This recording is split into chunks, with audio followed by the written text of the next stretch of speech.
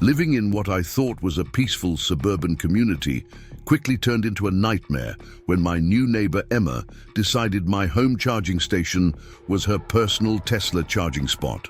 What started as occasional borrowing escalated into full-blown electricity theft, and when I finally stood up for myself, she tried to convince the police that the charger was actually hers. But let me start from the beginning.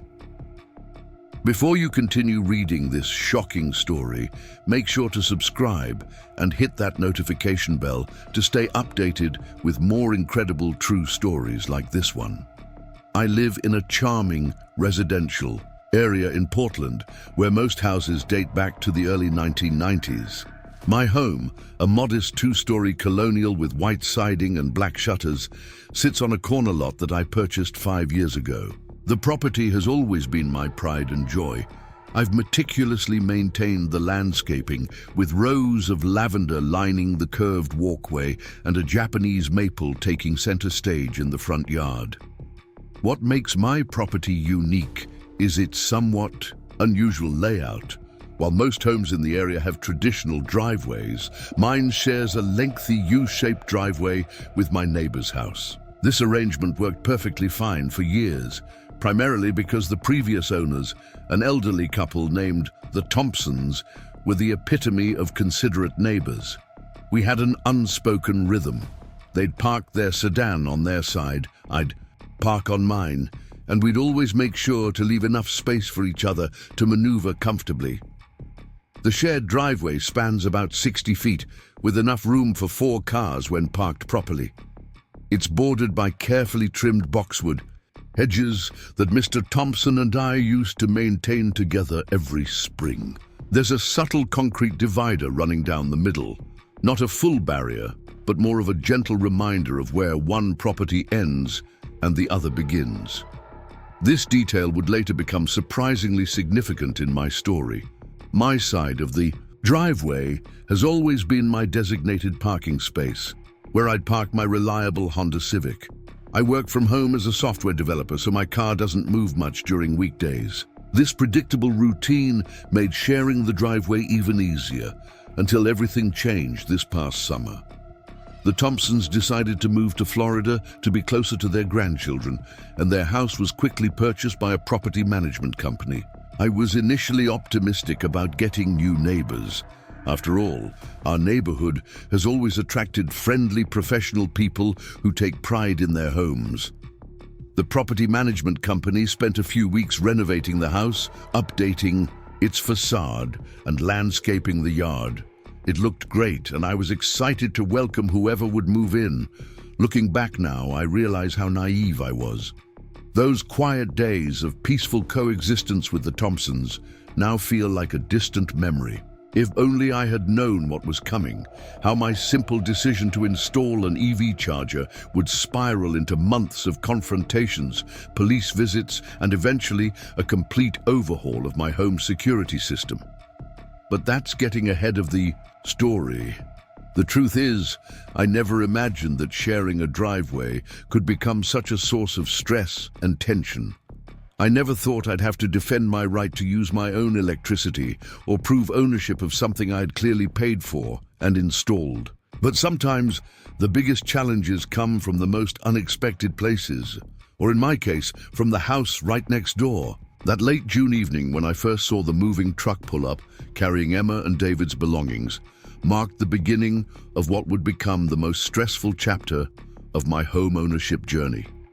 The sun was setting, casting long shadows across our shared driveway, and I remember thinking how the golden light made everything look so picture perfect. Little did I know that this same driveway would soon become the centerpiece of a neighborhood drama that would test my patience, challenge my principles, and ultimately teach me valuable lessons about standing up for myself.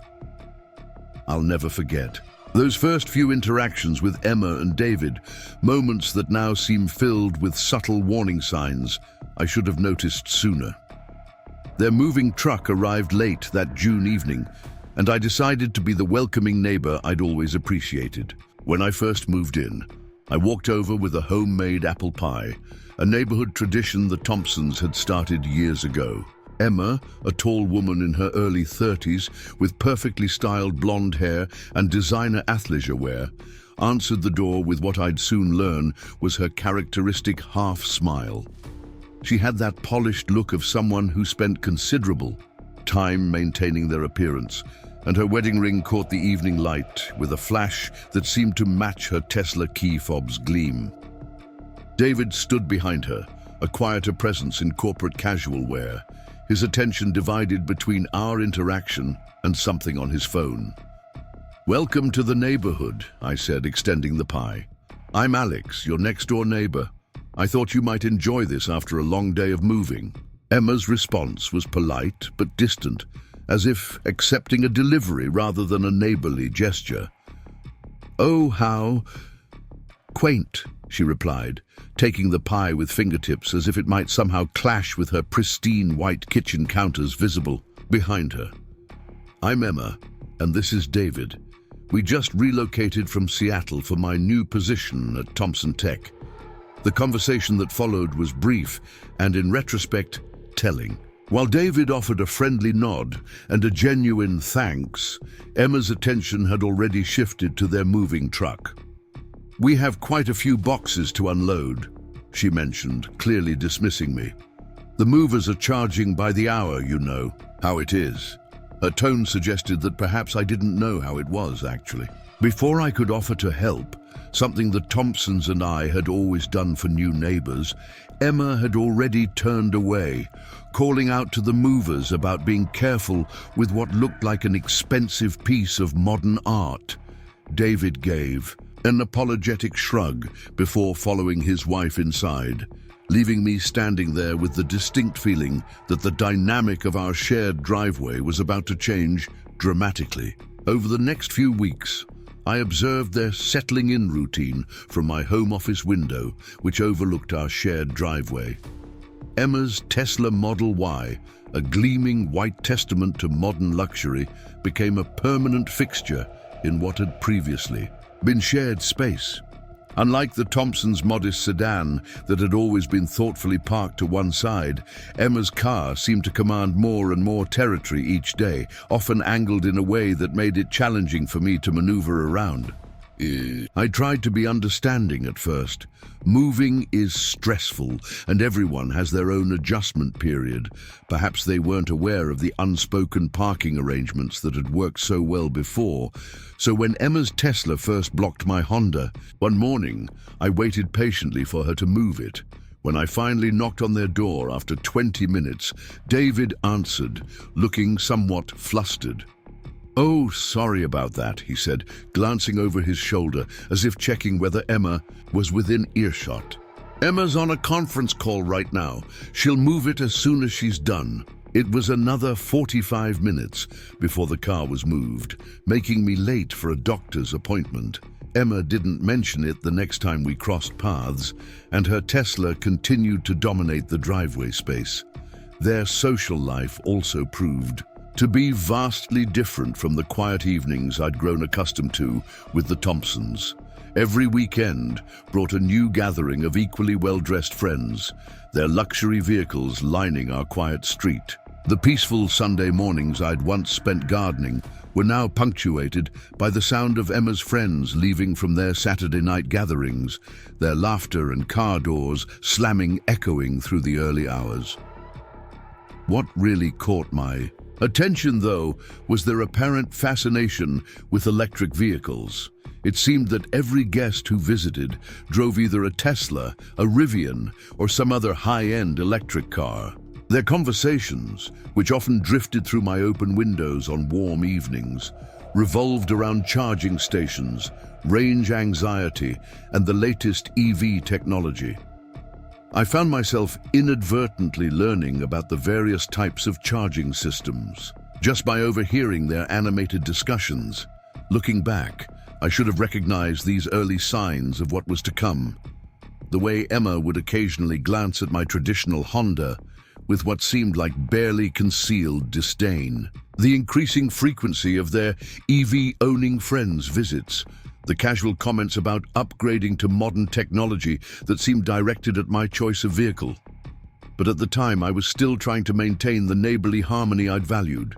With the Thompsons, one particular incident stands out now as a clear preview of future conflicts. It was about a month after they'd moved in, and I was working in my front garden when I overheard Emma on the phone, pacing near our shared driveway.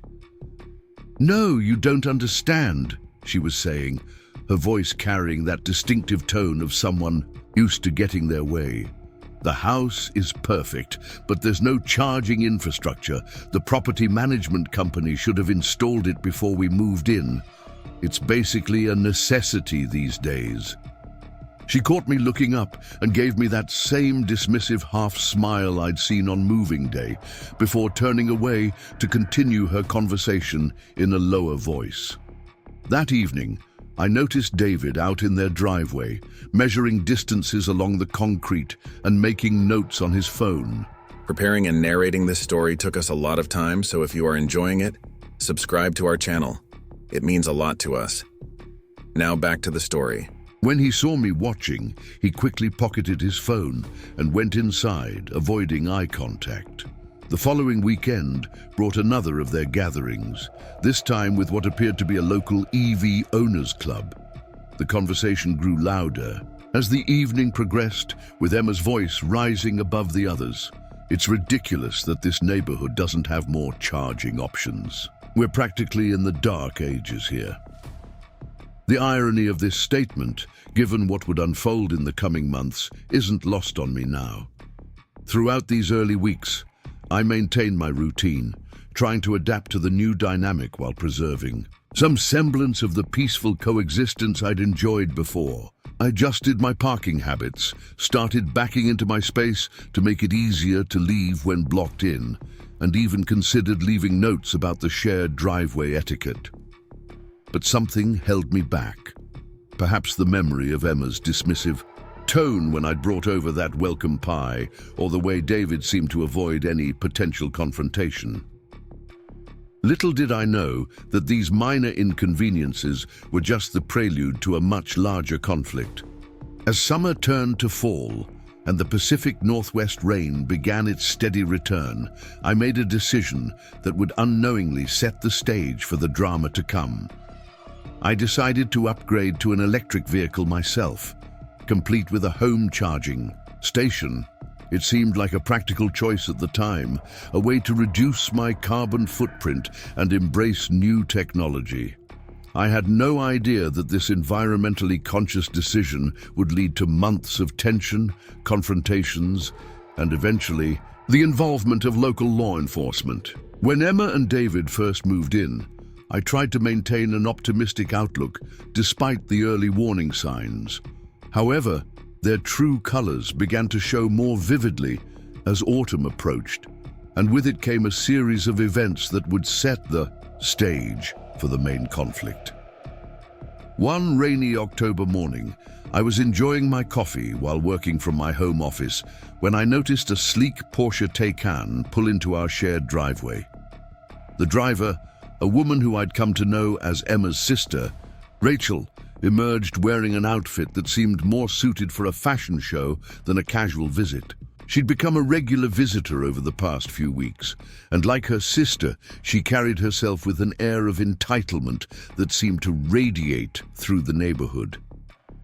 Rachel's visits had become more frequent, and I couldn't help but notice a pattern. She would arrive in her electric Porsche, park it prominently in the shared driveway, often blocking my access, and spend hours at Emma and David's house. Their animated conversations would drift through the walls, punctuated by laughter and what sounded like complaints about the limitations of suburban life. It was during one of these visits that I overheard a conversation that would later prove significant. I was tending to my fall garden, planting bulbs for spring, when Rachel's voice carried across the yard. "I can't believe you have to drive all the way to the public charging station. This neighborhood really needs to catch up with the times." Emma's response was equally telling. "I know, right? David's been looking into getting a home charger installed, but the quotes are ridiculous. Plus, the property management company is being difficult about permits. There was a pause before she added, with what I now recognize as calculated interest.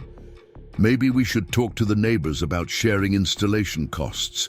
It could be a community project. I pretended not to hear, but their conversation had planted a seed of concern in my mind. I'd been researching electric vehicles myself, drawn to their environmental benefits and the long-term cost savings. I'd even started the process of getting quotes for a home charging station, but something about their discussion made me uneasy. That same week, I noticed David spending more time in their driveway, often on his phone while pacing back and forth. He seemed to be measuring distances and taking photos of the electrical panels. Once, he quickly put his phone away when he saw me watching, offering a weak smile before hurrying inside. It was becoming clear that they were planning something, though I couldn't yet guess the extent of their schemes. The dynamics of our shared space continued to deteriorate. Emma's Tesla now seemed to permanently occupy the center of the driveway, making it increasingly difficult for me to maneuver my car. When I'd politely mention it, she'd dismiss my concerns with a wave of her hand. "Oh, sorry.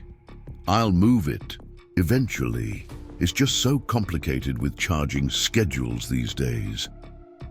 Their weekend gatherings had also evolved. What started as casual get-togethers had transformed into what appeared to be informal EV owner club meetings. The street would fill with various electric vehicles, their owners gathering in Emma and David's backyard to discuss charging solutions and compare range statistics. More than once, I heard my name mentioned in these conversations, though they would quickly change the subject when I passed by. It was during one of these gatherings that I overheard something that should have been a red flag. Emma was showing off her Tesla to a new visitor. "The range is amazing, but charging is such a pain right now, though we might have a solution for that soon." She caught my eye as she said this, giving me that now familiar half-smile that never quite reached her eyes. Rachel's presence became even more frequent as the weeks went by. She would often arrive early in the morning, her Porsche taking up more than its fair share of the driveway space. One morning, as I was leaving for a doctor's appointment, I found myself completely blocked in. When I knocked on their door to ask them to move the car, Emma answered with an exasperated sigh. "Rachel's on an important call right now," she explained, not bothering to hide her annoyance. "Can't you just wait a few minutes? These things take time, you know." The few minutes turned into an hour, causing me to miss my appointment entirely. That incident was the final push I needed. I'd been contemplating the switch to an electric vehicle for months, and I decided it was time to take action, not out of any desire to join their exclusive EV club, but because it aligned with my own values and long-term plans.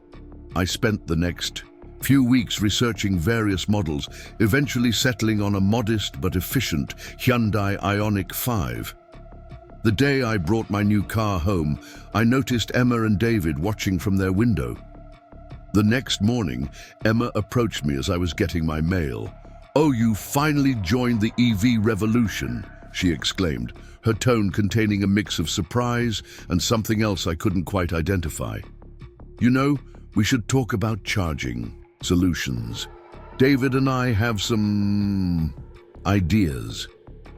I politely deflected, explaining that I had already begun the process of installing my own home charging station. The flash of disappointment that crossed her face was unmistakable, though she quickly masked it with her characteristic half-smile. "That's interesting," she said, her tone cooling noticeably. "You know, we've been thinking about installing one too. Maybe we could coordinate our efforts." The way she emphasized coordinate made me uncomfortable, as if she was suggesting something beyond simple neighborhood cooperation. Later that week, I noticed David in their driveway again, this time with a contractor. They were pointing at various spots along the shared space, and I could hear fragments of their conversation about electrical capacity and installation costs. When they saw me watching, the contractor quickly gathered his things and left, while David hurried inside without a word. The tension in our shared driveway was becoming palpable. Emma's Tesla seemed to be parked even more inconveniently than before, and Rachel's visits increased in frequency. Their weekend gatherings became louder, with conversations often centered around charging infrastructure and the outdated nature of our neighborhood. I proceeded with my plans to install a charging station, carefully documenting every step of the process. I obtained all necessary permits, hired a certified electrician, and ensured everything was up to code. What I didn't realize was that my responsible approach to home improvement would soon become crucial evidence in a neighborhood dispute that would escalate far beyond anything I could have imagined. Getting a home charging station installed was a significant investment, but one I was prepared to make. After thorough research and multiple consultations, I chose a reputable local electrician named Mike, who specialized in EV charger installations. The total cost, including the level 2 charger, permits and installation, came to $2,300. Not a small sum, but worth it for the convenience and long-term savings. The installation process began on a crisp Monday morning in late October. Mike and his team arrived early, their truck loaded with equipment and the sleek charging station I'd selected. I had chosen a spot on my side of the driveway, well within my property line and positioned perfectly for my new Ioniq 5. The location was carefully selected to ensure it wouldn't interfere with the shared driveway space while remaining easily accessible for my daily charging needs. As Mike's team began their work, I noticed Emma's curtains twitching. She appeared in her doorway multiple times throughout the morning, phone in hand, seemingly documenting the installation process.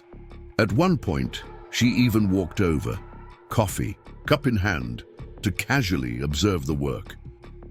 "That's quite an undertaking," she commented, her eyes fixed on the charging station. "Must be expensive." Her tone carried that familiar mix of curiosity and calculation that I'd come to recognize. "It's an investment," I replied diplomatically, "but worth it for the convenience." I couldn't help but notice how she studied the electrical panel placement and the routing of the cables, her phone discreetly recording every detail. David joined her later that afternoon, and their whispered conversation was animated enough that even Mike noticed. "Neighbors seem pretty interested in the installation," he commented as he worked. "We've seen this before. Once one house gets a charger, others usually follow suit." The installation took 2 days to complete. Mike and his team were thorough, ensuring everything was up to code and properly documented. They installed the necessary circuit breaker, ran the conduit, and mounted the charging station securely. I made sure to keep all the paperwork, permits, receipts, warranty information, and installation documentation. This decision would prove invaluable in the weeks to come. On the final day of installation, Mike walked me through the operation of the charging station. "This is your personal unit," he emphasized, showing me how to use the smart features and explaining the safety protocols. "It's connected to your home's electrical system and your personal Wi-Fi network. Make sure to keep the access codes private." As Mike's truck pulled away, Emma appeared again, this time with Rachel in tow. They stood in their driveway, openly studying my new charging station. Their conversation, just loud enough for me to hear, made my stomach turn. "It looks so simple to use," Rachel mused, not bothering to lower her voice. "And it's right there in the shared driveway." Emma's response was equally concerning. "Well, sharing is caring, right? That's what neighbors are for." They both laughed, a sound that would soon become the precursor to my mounting anxiety. That evening, I received an email from our neighborhood association congratulating me on the installation and asking if I'd be willing to share my experience with other homeowners considering the switch to EVs. I wrote a detailed response, making sure to emphasize that this was a personal investment in my property. Something in Emma and Rachel's conversation had made me uneasy, and I wanted a paper trail of my ownership clearly established. The next morning, as I prepared to charge my car for the first time, I found Emma waiting by my charging station. "I was thinking," she began with that same calculating smile, "since we share the driveway, maybe we could work out some kind of arrangement with the charger. You know, to be neighborly." I tried to be polite but firm. "I appreciate the interest, Emma, but this is my personal charging station. It's connected to my electrical system and my account." Her smile faltered slightly, but she pressed on. "Oh, come on," she persisted. "It's not like you're using it all the time. We could split the electricity costs somehow." The vagueness of her proposal made me uncomfortable. "I'm sorry, but that won't be possible," I replied.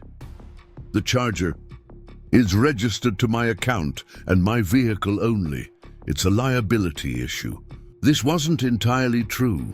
The charger could theoretically be used by other vehicles, but I wanted to establish clear boundaries from the start. Emma's response was telling. "Well, that's not very community-minded of you. In Seattle, we had a much more progressive approach to sharing resources." Her tone had turned cold, and she walked away before I could respond. That weekend, I noticed a marked increase in the number of EVs at Emma and David's regular gathering. Their friends' conversations, louder than usual, seemed centered around charging solutions and community resources. More than once, I caught groups of them studying my charging station, phones out, discussing what appeared to be installation details. The following week, I installed a small security camera overlooking my driveway and charging station. It wasn't that I distrusted my neighbors exactly, but something about their behavior made me want to err on the side of caution. This decision would prove crucial in the events that were about to unfold. The first incident happened just 3 days after my charger was installed. I woke up early one morning to prepare for an important video conference, only to find my car's charging session had been interrupted sometime during the night. The charging cable lay on the ground, and the station's display showed an error message. Checking my security camera footage, I saw Rachel's Porsche pulling into the driveway at 11:43 p.m. and her figure disconnecting my car and attempting to charge her vehicle. The attempt had failed, thanks to the security features I'd activated. But the intent was clear. When I confronted Emma about it later that day, her response was infuriating. "Oh, Rachel was just curious about how it worked. Besides, you weren't actively charging at the time. It's not like she damaged anything." The casual dismissal of my property rights was stunning. That evening, I sent a formal email to Emma and David, copying the property management company, clearly stating that the charging station was my private property and any unauthorized use would be considered theft of services. I attached copies of my installation documents and ownership papers, hoping this would settle the matter. Instead, it seemed to mark the beginning of a new phase in our increasingly tense relationship. The stage was set for what would become a months-long battle over my right to control access to my own property. The formal email I sent should have been the end of it. Instead, it marked the beginning of a calculated campaign of entitlement that would test my patience like never before. The morning after I sent the email, I woke up to find Emma's Tesla parked suspiciously close to my charging station. She wasn't attempting to use it, not yet, but the message was clear. My boundaries weren't going to be respected without a fight. My morning routine became a source of anxiety. Each day, I'd check my security camera footage before heading out, watching for any nighttime attempts to access my charger. The camera had been a worthwhile investment, capturing a series of casual inspections by Emma, David, and their ever-present circle of EV driving friends. The first direct violation happened on a rainy Thursday evening. I'd returned from grocery shopping to find Emma standing by my charging station, her Tesla's charging port open, attempting to plug in my cable.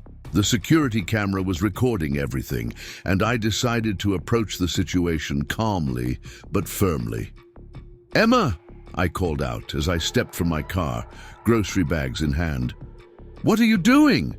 She turned, that familiar half-smile plastered on her face. "Oh, hi! I hope you don't mind. My battery's running a bit low, and I have an important meeting tomorrow. I figured since you weren't using it." "We've discussed this," I interrupted, trying to keep my voice level. "This is my private charging station. It's connected to my electricity bill and my account." "Don't be so dramatic," she scoffed, still holding my charging cable. "It's just a little electricity. Neighbors help each other out, right? Besides, it's in the shared driveway." I took a deep breath. "The driveway may be shared, but the charging station is my private property. Please don't try to use it again." Emma's smile vanished. "You know, this kind of selfish attitude is exactly what's wrong with this neighborhood. In Seattle, we had a much more communal approach to these things." She dropped the cable and stormed off, but not before giving me a look that suggested this wasn't over.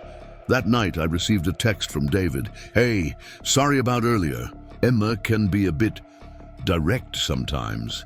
Maybe we could work out some kind of sharing arrangement. We'd be happy to contribute to the electricity costs." I responded politely but firmly, reiterating that the charging station was my private property and not available for shared use. I also reminded him that they had been advised about this through my formal email. The next week brought a new level of passive-aggressive behavior. Emma began parking her Tesla so close to my charging station that I had to squeeze between our cars to plug in my Ioniq 5. When I asked her to leave more space, she would respond with variations of, "Oh, I didn't realize. The driveway is so narrow," you know. Then came the weekend gatherings. What had started as casual get-togethers evolved into what seemed like organized demonstrations of their right to access my charger. Their EV-owning friends would park strategically around my charging station, making it difficult for me to access it. Their conversations, deliberately loud, centered around selfish neighbors and the importance of sharing resources. Rachel's involvement became more pronounced. She started showing up at odd hours, often late at night or early in the morning. My security camera caught her examining the charging station multiple times, sometimes with what appeared to be tools in hand. Though she never succeeded in using it, thanks to the security features, her intentions were clear. One morning, I found a printed flyer stuck to my door. It was promoting a neighborhood EV charging initiative and listed my address as a potential community charging location. The flyer had Emma's contact information at the bottom. I immediately emailed her, copying the property management company again, demanding she remove my address from any promotional materials. Her response was infuriating. "I'm just trying to build a more sustainable community. Your negativity about sharing resources is really disappointing. Perhaps you should consider the environmental impact of your selfish attitude." The attempt to shame me into compliance was transparent, but it marked a new phase in their campaign. They began spreading rumors among neighbors about my anti-community stance. Several neighbors, none of whom owned EVs, approached me with concerns about my unwillingness to share. David's role in all this remained peculiar. He would often appear apologetic about Emma's behavior, yet he never actually intervened to stop it. Instead, he became the reasonable negotiator, periodically approaching me with various proposals for sharing the charging station. "What if we paid a monthly fee?" he suggested one evening. "Or maybe we could work out a schedule. Emma's really frustrated about having to drive to the public charging station. I remained firm. I understand your situation, but this isn't a community resource. I paid for the installation. It's connected to my electricity, and it's my private property. The security camera proved invaluable during this period, capturing numerous attempts to access the charging station. Emma and Rachel seemed to take turns testing my boundaries, each time with a ready excuse when confronted. "Oh, I was just checking if you were done charging. I thought I saw a problem with the cable. I was only looking at the display. Is that illegal now?" Their behavior began to affect my daily routine. I started timing my charging sessions for when I could actively monitor the station. My work productivity suffered as I found myself constantly checking the security camera feed. The stress of wondering what new scheme they might devise was taking its toll. The situation reached a new level when Emma began telling visitors that the charging station was a shared amenity included with her rental property. My security camera caught her giving tours to prospective members of their EV club, pointing out their charging station as a feature of the property. I documented everything meticulously, every attempted use, every confrontation, every email exchange. Something told me I would need this evidence sooner rather than later. I also installed additional security cameras and motion sensor lights around the charging station, making it clear that any attempts to access it would be recorded. One evening, as I was reviewing the security footage, I noticed something concerning. Emma and Rachel were examining the electrical panel on my side of the house, taking photos and making notes. The next day, I spotted David talking to an electrician in their driveway, pointing towards my charging station. The pieces were starting to come together, and I realized I needed to prepare for whatever they were planning. Little did I know that their next move would force me to take legal action to protect my property. It was a chilly November morning when everything escalated to an entirely new level. I had been working from home, my usual early start interrupted by an unusual notification from my charging station's app. At first, I thought it was a glitch. The app showed my charging session had been interrupted at 6:47 a.m. I pulled up the security camera footage, and what I saw made my blood boil. There was Emma in her designer workout gear, casually unplugging my car and attempting to plug in her Tesla. The security features prevented her from starting a charging session, but the sheer audacity of unplugging my actively charging vehicle left me stunned. The footage showed her growing increasingly frustrated as the charger wouldn't activate, eventually storming off while speaking angrily into her phone. I decided enough was enough. I threw on a jacket and walked next door, knocking firmly on their door. Emma answered, still in her workout clothes, feigning surprise at seeing me. "Oh, good morning. Is everything okay?" she asked, that fake smile plastered across her face. "No, Emma, everything is not okay," I replied, keeping my voice steady. "I have video footage of you unplugging my car this morning. That's completely unacceptable." Her expression shifted from fake friendliness to indignation. "Well, your car was fully charged. I had an emergency meeting and needed a quick charge. It's not like you were going anywhere. Your car's been sitting there all night." "That's not the point," I countered. "You can't just unplug someone else's car and use their charger without permission. This isn't a public charging station." "Oh, please," she scoffed. "You're being ridiculous. It's in a shared space, and neighbors should help each other out. In Seattle—" "I don't care what you did in Seattle," I interrupted. "This is my private property. If you touch my charging equipment again, I'll report it as theft and tampering." David appeared behind her, looking uncomfortable. "Hey, let's all calm down. I'm sure we can work something out." But Emma wasn't finished. "Work something out? We've tried being nice about this. You know what? Fine, have it your way. But don't expect any favors from us in the future." The interaction left me shaking with anger and disbelief. I immediately sent another email to the property management company, attaching the security footage and detailing the incident. Their response was frustratingly non-committal. "We understand your concern and will look into the matter." That evening, I noticed increased activity around my charging station. Emma's sister, Rachel, had arrived, and there was a steady stream of their EV-owning friends coming and going. Through my security cameras, I could hear fragments of their conversation about community resources and selfish neighbors. The next morning, I woke up to find something even more disturbing. My security camera had captured Rachel and Emma at 2 a.m., working on something near my electrical panel. The footage was dark, but I could clearly see them attempting to access the panel cover.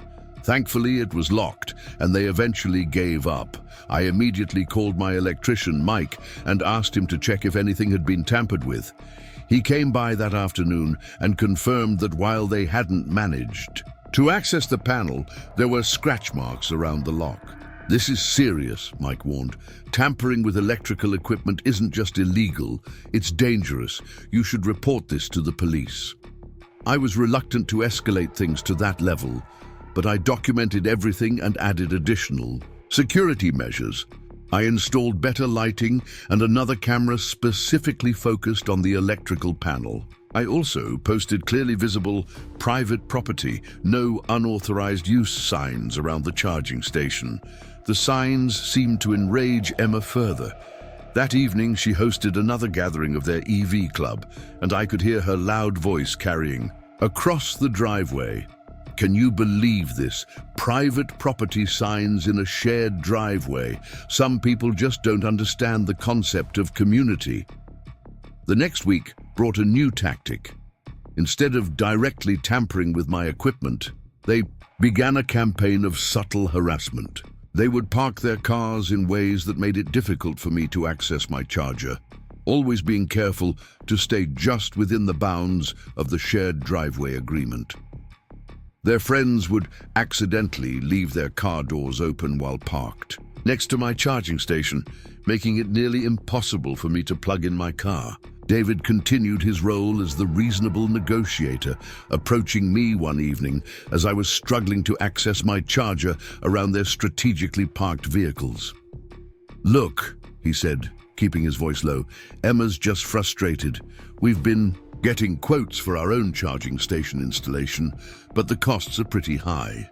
Maybe we could work out a temporary arrangement, just until we get ours installed." I stood firm. "David, I understand you're in a difficult position, but this harassment has to stop. The next time anyone tampers with my property, I'm calling the police." He held up his hands defensively. "No one's tampering with anything. We're just trying to be practical about this. Think about the environmental impact of having multiple chargers when we could just share one." But I knew better. The security footage didn't lie, and their attempts to access my electrical panel had crossed a line. That night, I set up motion-activated alerts on my phone for any activity near the charging station or electrical panel. It turned out to be a necessary precaution. At 1:23 a.m., my phone buzzed with an alert. The security camera showed Emma and Rachel again, this time with what appeared to be a set of tools working on my electrical panel. The footage was clear. They were attempting to bypass the charging station security features by accessing the power supply directly. I called the police immediately. By the time officers arrived, Emma and Rachel had retreated inside, but the evidence was clear.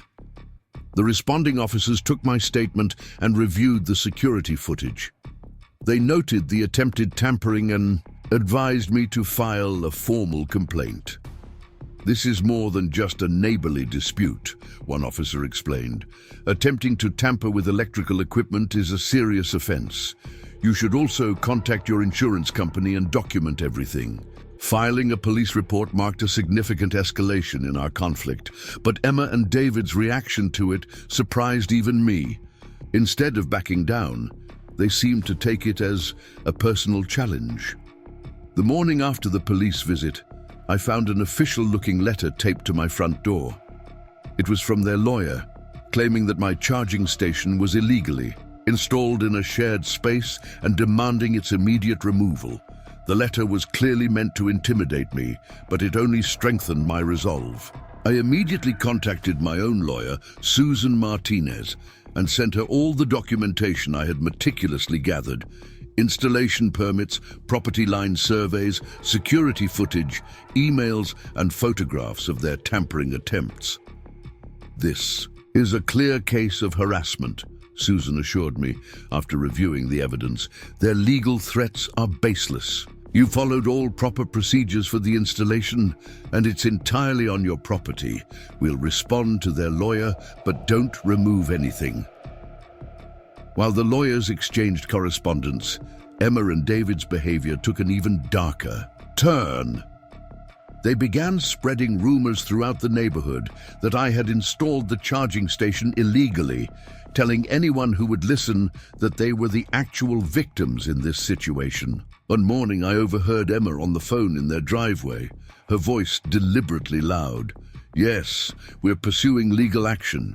They installed it without proper permits, and it's damaging our property values. Plus, we have documentation that it was meant to be a shared resource." The lies were infuriating, but I maintained my composure and continued documenting everything. My security cameras captured a steady stream of their friends examining my charging station and electrical panel, often taking photos and measurements. It was clear they were building some kind of case, however baseless it might be. Then came the incident that would finally push me to take more serious action. It was around midnight when my phone buzzed with multiple security alerts. The footage showed David, unusually taking the lead this time, working on my electrical panel while Emma kept watch. What made this attempt different was the level of preparation. They had professional-looking tools and what appeared to be electrical testing equipment. I called the police immediately, but this time I didn't wait inside. I turned on my outdoor lights and opened my door, catching them in the act.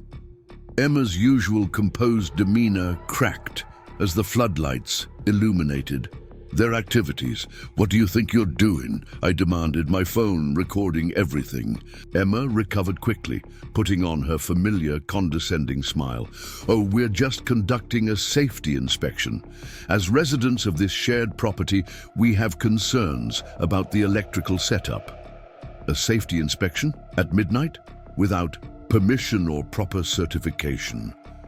I kept my phone steady, recording their reactions. David, looking uncomfortable, started packing up their tools. "We're just trying to ensure everything is up to code.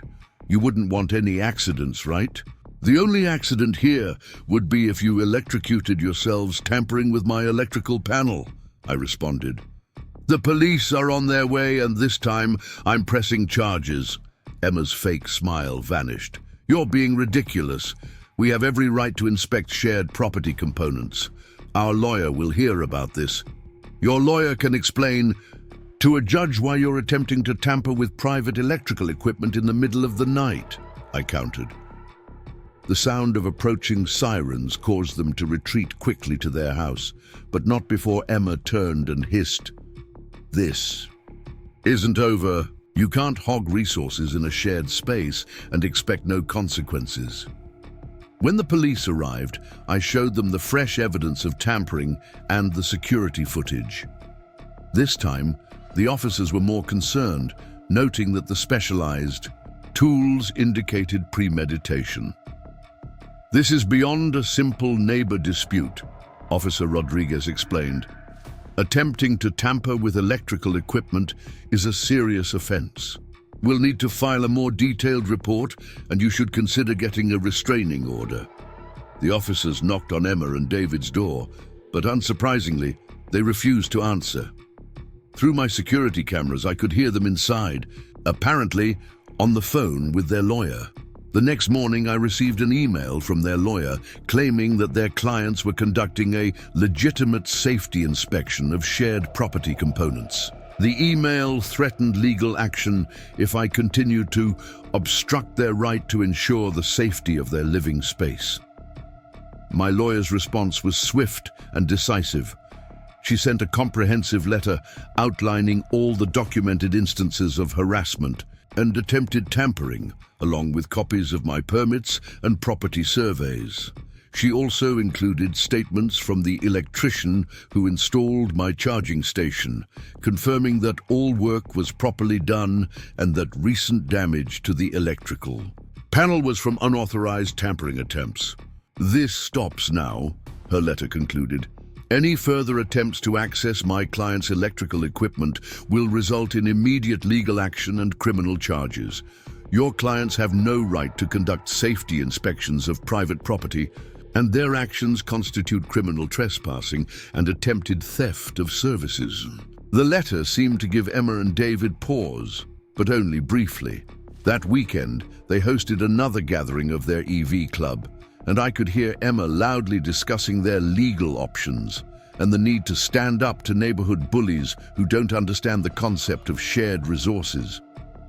After the midnight tampering incident and the subsequent legal threats, I thought Emma and David might finally back down. I was wrong. Their tactics simply became more sophisticated, and their sense of entitlement reached new heights. One morning, about a week after the police report was filed, I noticed something odd about my electricity bill. The usage had spiked dramatically, nearly doubling my usual consumption. At first, I assumed it was due to the colder weather and increased heating, but something didn't add up. I decided to check my charging station's usage logs and security footage more carefully. What I discovered left me speechless. The security cameras revealed that Emma and David had managed to find a way to access my electricity without directly using my charging station. Late at night, when they thought no one was watching, they had run an extension cord from an outdoor outlet on my side of the house to their garage. The cord was cleverly hidden behind the shared hedges that lined our driveway. The footage showed Emma and Rachel meticulously setting this up over several nights, working in the darkness to conceal their actions. They had even painted the extension cord green to blend in with the foliage. Inside their garage, they had connected the cord to a makeshift charging setup for their vehicles. I immediately documented everything, taking photos and saving the security footage. Then I called Mike, my electrician, to come and inspect the situation. "This is incredibly dangerous," Mike said, shaking his head as he examined their setup. "They've overloaded this circuit. It's a serious fire hazard. Not to mention, it's definitely illegal." While Mike was still there, Emma pulled into the driveway. Her face fell when she saw us examining the hidden extension cord, but she quickly recovered her composure. "Oh, that old thing," she said with forced casualness. "We're just borrowing a little power for our garden lights. Surely that's not a problem between neighbors." "Garden lights?" I replied incredulously. "We have security footage of you using this to charge your cars." "This is electricity theft, Emma, and it's dangerous." "Dangerous? Don't be dramatic," she scoffed. "It's just a temporary solution until we sort out this ridiculous charging station situation. Besides, we're willing to pay for the electricity we use." Mike stepped in, his professional demeanor firm. "Ma'am, this is a serious safety violation. You're pulling more amperage than this circuit is designed for. One overheated wire could start a fire that would endanger both properties." Emma's response was telling. Instead of showing concern about the safety risk, she turned to me with an accusatory glare. "Well, if you had just agreed to share your charging station like a normal neighbor, we wouldn't have had to get creative, would we?" I had my phone recording the entire conversation, adding to my growing collection of evidence. "Remove the extension cord immediately," I demanded. "If it's still there in an hour, I'm calling the police and the fire marshal." "Fine," she snapped. "But this isn't over. You can't monopolize electricity in a shared living space." After she stormed off, Mike helped me inspect the rest of my outdoor electrical outlets and discovered that Emma and David had actually tampered with several of them, modifying the covers to make their unauthorized connections easier to set up and remove quickly. "You need to get these replaced," he advised, "and I'd recommend installing tamper-proof covers." He wrote up a detailed report of all the modifications and damage they had caused, which I immediately forwarded to my lawyer. That evening I watched through my security cameras as David reluctantly removed the extension cord setup.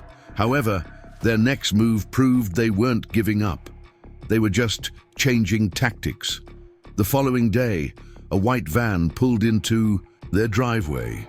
Two men in professional-looking uniforms began examining their electrical panel and the area around my charging station.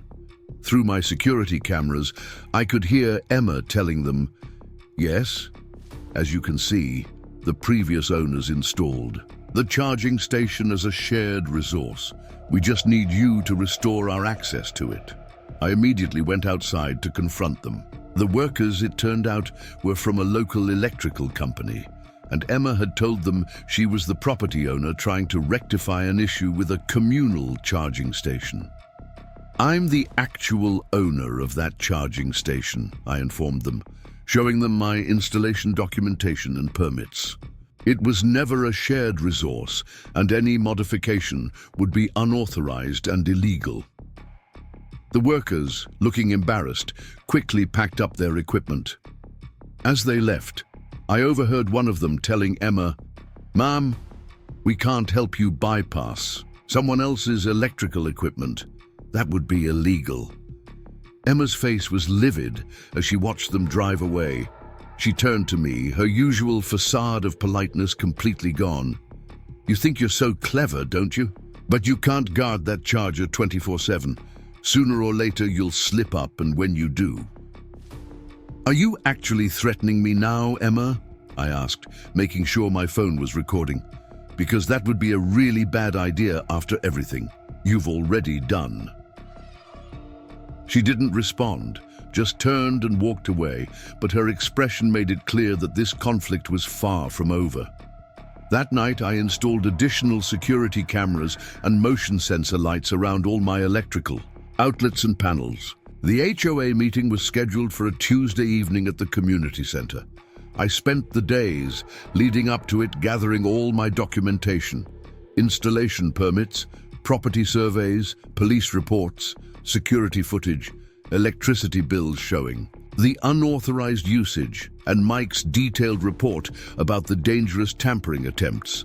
I also asked Mike to attend the meeting as an expert witness. When I arrived at the community center, I immediately noticed the makeup of the crowd. Emma and David had brought their entire EV club, about 15 people, all dressed in business casual attire, looking like they were ready for a corporate takeover rather than a neighborhood meeting. Rachel was there too, sitting next to Emma, and shooting me smug looks. The HOA board members sat at a long table at the front of the room. Mrs. Chen, the board president, called the meeting to order. "We're here to address concerns about an EV charging station installation that allegedly violates community guidelines," she began, consulting her notes. "Mrs. Emma Bradford has filed a formal complaint." Emma stood up, smoothing her designer blazer. Her presentation was clearly rehearsed. "Thank you, board members, for addressing this urgent matter," she began, her voice dripping with fake concern.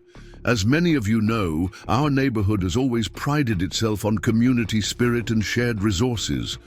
However, recently, one of our neighbors has installed a charging station in our shared driveway without proper consultation or consideration for their neighbors." She went on to present a completely twisted version of events, claiming that the previous owners had discussed making it a shared charging point, that I had sneakily installed it while they were away, and that my selfish monopolization of the charging station was harming property values and community relations. Furthermore, she continued, pulling out some papers, "I have documentation showing that the installation violates several HOA guidelines regarding shared spaces and exterior modifications."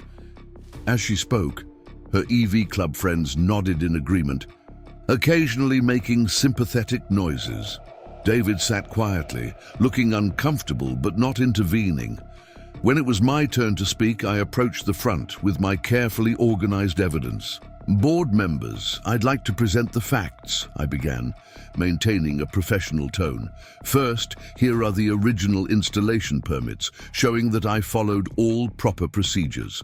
I proceeded to methodically dismantle Emma's claims, presenting the property survey showing the charging station was entirely on my property, the electrical permits proving it was connected to my home's power supply, and the security footage showing their numerous attempts to steal electricity and tamper with my equipment. I've also brought Mike Thompson, the certified electrician who installed the charging station, I added. He can verify that all work was done to code and explain the dangerous nature of the unauthorized modifications attempted by the Bradfords. Mike's testimony was particularly damaging. He explained in detail how their tampering could have caused a fire, potentially endangering the entire neighborhood. He showed photos of the modified outlet covers and the dangerous extension cord setup they had rigged. The room grew quiet as Mike described the potential consequences of their actions. Even some of Emma's supporters looked uncomfortable. Mrs. Chen studied the documentation carefully. "Mrs. Bradford," she said finally, "these permits and surveys clearly show that the charging station was legally installed on private property. The HOA guidelines you cited regarding shared spaces don't apply in this case." Emma tried to interrupt, but Mrs. Chen held up her hand. "Furthermore, the evidence of tampering with electrical equipment is deeply concerning. This could have put the entire neighborhood at risk." "But what about community spirit?" Emma protested. "We're trying to promote environmental responsibility here. Shouldn't we be encouraging shared green resources?" Environmental responsibility doesn't justify theft or dangerous modifications to electrical systems, Mrs. Chen replied firmly. "The board finds no violation of HOA guidelines in this case. In fact, we're more concerned about the unauthorized modifications to electrical systems on your part." The meeting concluded with the HOA board not only dismissing Emma's complaint, but also issuing her a warning about tampering with electrical equipment. They also announced they would be reviewing security camera footage and electrical inspection reports to ensure no other unauthorized modifications had been made in the neighborhood. As people filed out of the meeting, I overheard snippets of conversation that suggested the tide of neighborhood opinion was turning. Several neighbors approached me to apologize for initially believing Emma's version of events. Emma, however, was far from accepting defeat. As I walked to my car, she caught up with me in the parking lot. "You think you've won?" she hissed, her composure finally cracking completely. "This isn't over. You can't just hoard resources and expect no consequences. Every attempt you've made to steal my electricity is documented," I reminded her. "Do you really want to make this situation worse?" David appeared behind her, looking mortified. "Emma, let's go home, please." But Emma wasn't finished. "You'll regret this," she said, her voice low and threatening. "One way or another, we'll get access to that charging station." I recorded the entire exchange on my phone, immediately sending it to my lawyer when I got home. The explicit threat marked a new phase in our conflict, one that would require even more vigilance on my part. That night, reviewing my security cameras, I noticed increased activity around Emma and David's house. Cars I didn't recognize were coming and going, and there seemed to be some kind of meeting happening in their garage. Through the security footage audio, I could hear fragments of conversation about alternative solutions and teaching them a lesson. The HOA meeting should have been the end of it. Instead, it marked the beginning of Emma and David's most aggressive phase yet. The day after the meeting, I noticed a distinct change in their behavior. The obvious attempts to access my charging station stopped, replaced by something more concerning. They seemed to be planning something. My security cameras captured frequent gatherings in their garage, with unfamiliar faces coming and going at odd hours. Rachel's visits became more frequent, and she often arrived carrying various tools and equipment. The snippets of conversation I could hear through the security system were troubling. Bypass the main line, can't trace it back, and teach them about sharing resources. One particularly concerning evening, I captured a conversation between Emma and a man I'd never seen before. He wore what looked like an electrician's uniform, but something felt off about the interaction. "So, you can definitely do it?" Emma asked, her voice barely audible on the recording. "Yeah, but it'll cost you," the man replied. "And I'm not responsible if anything goes wrong." "Nothing will go wrong if you do it right," Emma insisted. "We just need to access the main power line before it reaches their meter." I immediately sent the footage to my lawyer and the police, but without concrete evidence of a crime, they could only file it as a suspicious incident. My lawyer advised installing additional security cameras and keeping detailed records of any unusual activity. The next phase of their plan became apparent when I started receiving anonymous complaints about my charging station from supposed concerned neighbors. Letters arrived at my door and in my mailbox, each one claiming my charging station was causing interference with their electronic devices or creating excessive noise. I knew these complaints were fake. My charging station was one of the quietest models available, and it had been professionally installed to prevent any interference. But Emma made sure these complaints found their way to the HOA and local authorities, forcing me to spend time and energy defending my installation yet again. Then came the power outages. At first, they seemed random, brief interruptions in my home's electricity that lasted just a few minutes. But I noticed a pattern. They often occurred when I was charging my car. The security cameras caught glimpses of movement near my electrical panel during these outages, but whoever was responsible stayed just out of clear view. I called Mike, my electrician, once again. His inspection revealed something disturbing. Someone had been tampering with my main electrical panel, attempting to create controlled short circuits that would trip my breakers. "This is beyond dangerous," Mike warned, showing me the evidence of tampering. "They're not just risking your property now. This could cause a serious electrical fire that could spread to multiple homes." I invested in a more sophisticated security system that included infrared cameras and direct alerts to my phone for any movement near my electrical equipment. I also installed a heavy-duty locked cage around my main electrical panel with Mike's help. The next morning, I found Emma standing in her driveway, phone in hand, photographing my new security measures. Her expression was a mix of frustration and calculation. "Paranoid much?" she called out, her tone mockingly light. "All these cameras and locks. It's like living next to Fort Knox." "Just protecting my property from theft and tampering," I replied calmly, making sure my phone was recording. "You know, the kind of things that have been happening lately." She walked closer, lowering her voice. "You know, all this could be avoided if you just agree to share. Instead, you're turning our nice neighborhood into a surveillance state. The only thing turning this neighborhood into anything is your persistent attempts to steal electricity," I countered. "The HOA already ruled on this, Emma. It's over." Her smile turned cold. "Nothing's over until we say it's over. You might want to check your insurance coverage. Accidents happen all the time with electrical equipment." The threat was clear, and I immediately reported it to both my lawyer and the police. They added it to the growing file of incidents, but without direct evidence of a crime in progress, their hands were still largely tied. That weekend, Emma and David hosted another gathering of their EV club. Through my security cameras, I could see them all gathered in the garage, hunched over what appeared to be electrical diagrams. Rachel was there too, pointing at something on the papers and gesturing toward my house. Later that night, my new security system alerted me to movement near my electrical panel. The infrared cameras caught two figures attempting to access the locked cage.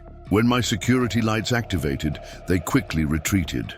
but not before the cameras captured clear images of their faces.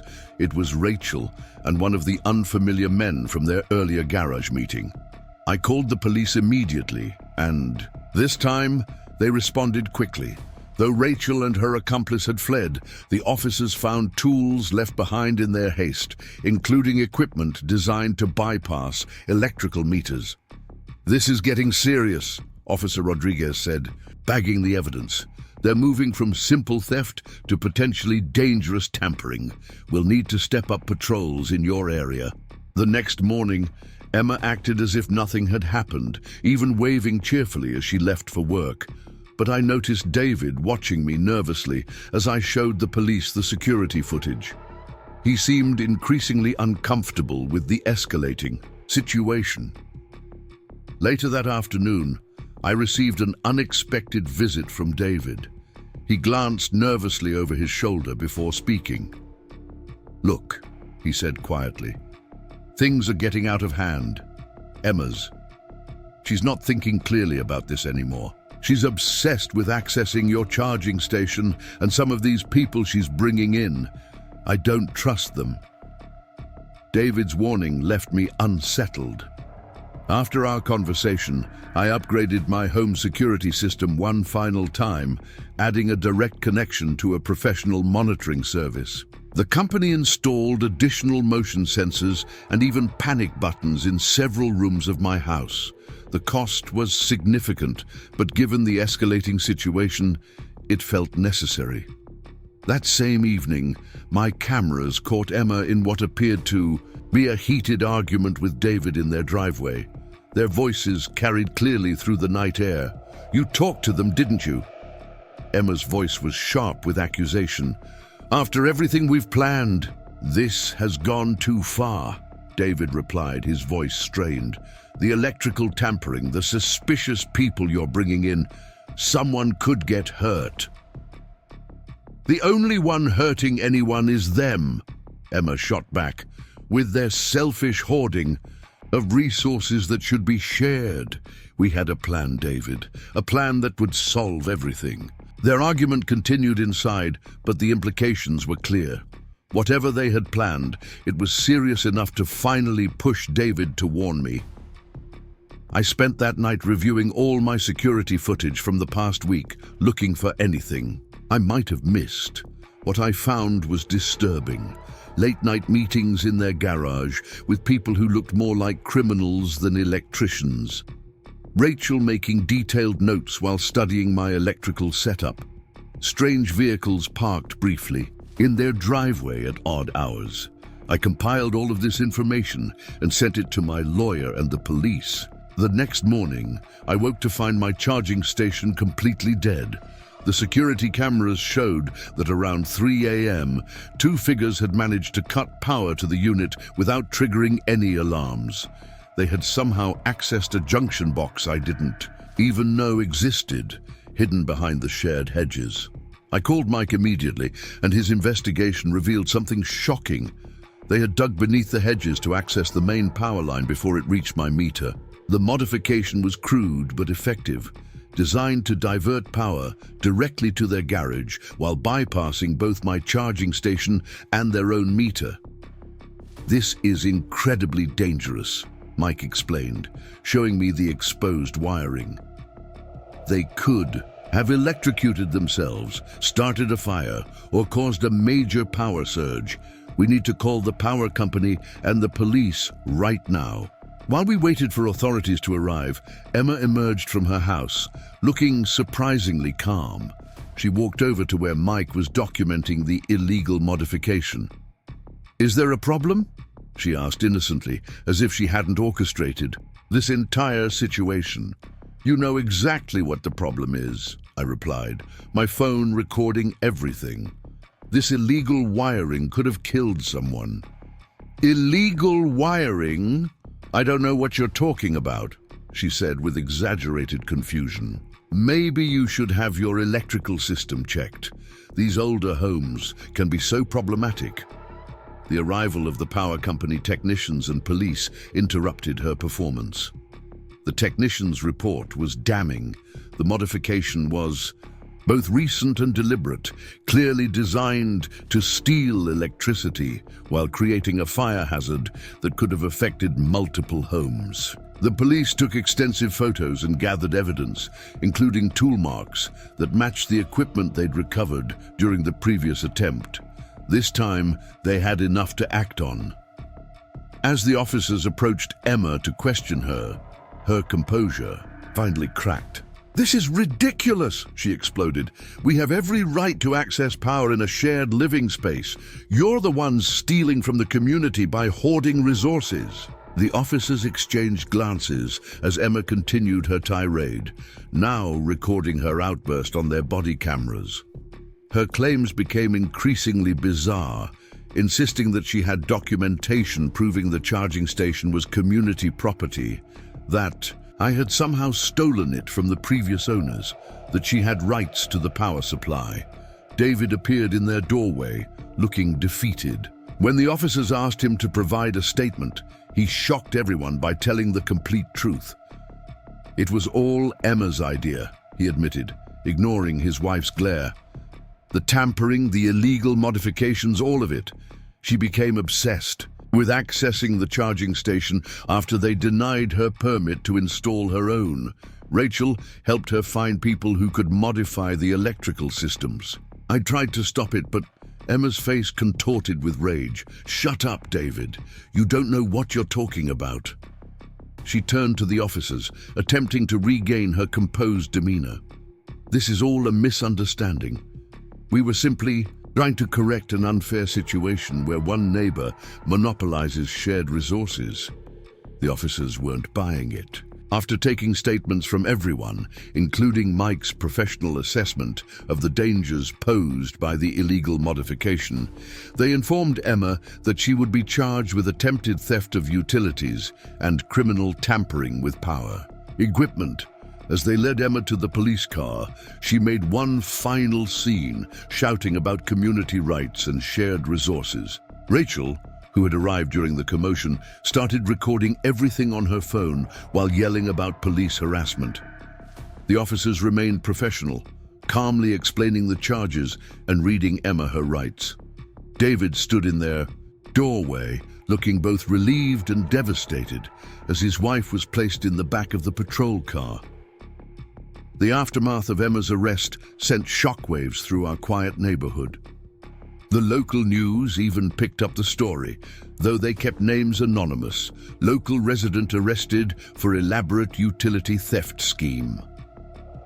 The headlines only fueled more neighborhood discussions, and suddenly my driveway became the most talked about property feature in our community.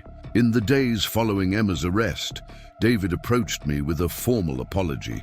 He looked exhausted, the weight of the past months clearly visible on his face. "I should have stopped this much sooner," he admitted, standing awkwardly in my driveway. "Emma, she's always been strong-willed, but this situation brought out something different in her. The entitlement, the obsession with accessing your charging station, it consumed her."